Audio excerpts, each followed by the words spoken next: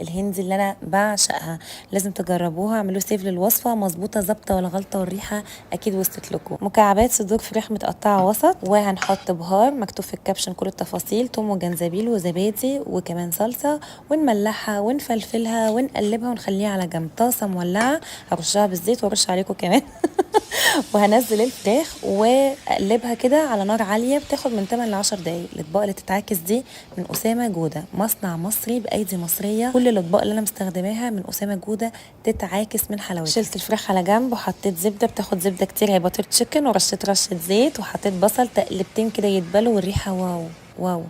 هننزل توم بالجنزبيل وشويه بهار والصلصه، نقلبها تقليبه حلوه، وننزل طماطم، نقلب الطماطم حبه حلوين لحد ما تدوب كده خالص، ونملحها ونفلفلها ونعسلها يا عسل، ونحط شويه حليب وتغلي غلوه كده، نضربها بالهاند بلندر او